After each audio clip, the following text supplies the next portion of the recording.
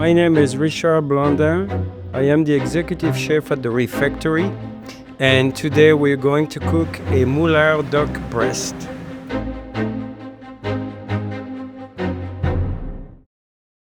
The duck, it's actually, it's a large duck and it's seared on the skin. Skin side goes down to the frying pan. The frying pan does not have any fat because the duck has a large amount of fat that's going to melt into the pan and replace anything that you can put into it.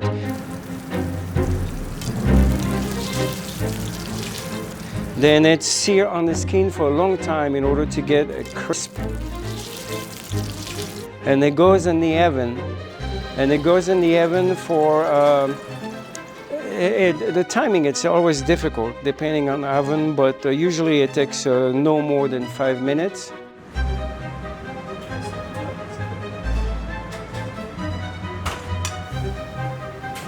Let it rest and then sliced. It's perfect.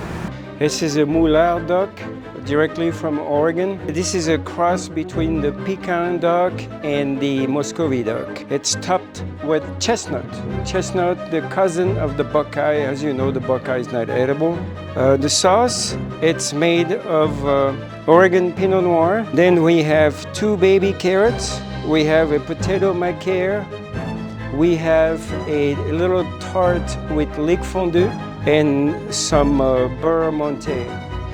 One of those dogs are pretty large.